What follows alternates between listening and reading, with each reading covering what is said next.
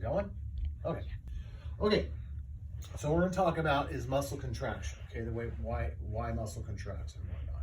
So what I'm going to explain first is what's called the all or none principle of muscle contraction. And what that means, muscle contraction happens because you send a signal from your brain, an electrical impulse, and that combined with a chemical reaction in your muscle fibers in the cell causes the fibers to contract together and cause muscle contraction. So the way almost all of your muscles work is they go across a joint, okay? And that's what muscles are there to move bones closer together or spread them farther apart. So for our example for here, I'm going to talk about your biceps muscle. So the bicep muscle attaches its origin is, I can't remember, I haven't explained this in so long, I can't remember, but there you have an origin and an insertion. And I believe the origin for the biceps is in the shoulder, in this joint, this cluster together. So it attaches up in here and it goes across these two bones. So you got your radius and ulna and your humerus bone.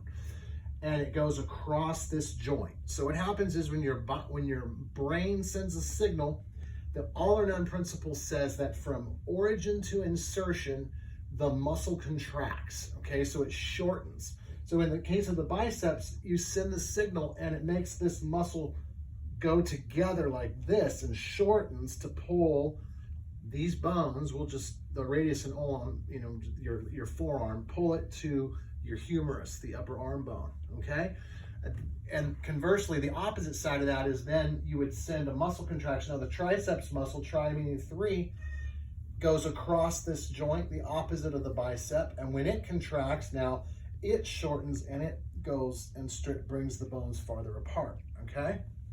So, all or none, that doesn't mean every single muscle fiber, okay? If you've ever gone to pick something up like a bucket and you thought it was full of water or you thought it was full of whatever, and you went to pick it up and you determined in your thought, this weighs a certain amount, so you put a certain amount of effort into it. Well, let's say it was empty, but you didn't know. You thought it was full of water, and you pick it up. All of a sudden, you go, whoa! You pick up, you way too much force for how much was in it. So that's when the body, when you recruit a certain amount of muscle fibers to do a certain amount of work. But regardless, the amount of muscle fibers that you recruit for the job fire from one end to the other. So when you hear people say silly things like, oh, well, you have a gap in between here and you want to fill that in, what you do is the preacher curl machine, and that will work just this bottom portion. Okay, well, that's not physiologically possible, okay? That would mean that you would have to somehow clamp off the biceps muscle and make it fire from here to here to make just this part develop. The way you're made is the way God made you. The muscles, the way they're shaped and the way they insert, that's just how they are, okay? So that's what the all or none principle means, okay? So the other part of that is that you can only train a muscle 2 ways. You either train it for strength and size or you train it for endurance, okay? You can't mix those two. So in the case of the biceps, let's say I want my biceps to be as big as they can. Okay, well, when you lift heavy weight, I'm sorry, I shouldn't say lift heavy weight. When you lift weight heavy enough to where you can only do, say, 8 to 10 repetitions without failure, okay, the side effect of that is the muscle belly gets bigger in the middle, okay?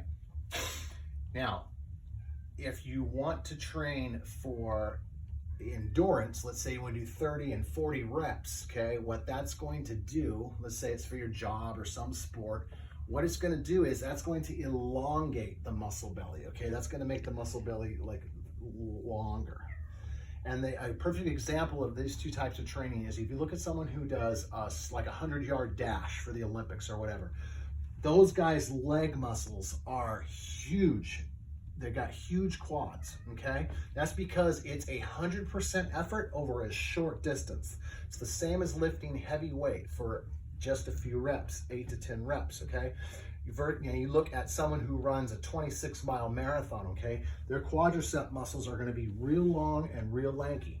they are still doing 100% effort. It's just extended out over a long period of time. So when you train with weights, you can either train heavy, which the side effect is to make it bigger, or you train with lots and lots of reps, which is going to elongate the belly. Those are the two ways that resistance training affects the muscle belly and the way it looks. So another thing too with girls don't have a lot of testosterone in their bodies, and so that's really what's responsible for guys having bigger muscles. Testosterone aids in that. So girls can really lift heavy and get strong. They're not going to get huge, and even if they wanted to get huge, it's not going to happen overnight. It takes a long time, just like everything in fitness. It takes forever to make the gains, but it goes away pretty slow. So that's just off the top of my head. Please ask me any questions if I can elaborate on something. But that's how muscle contraction works, and that's the two ways that you can affect the muscle. That's it. Thanks, baby.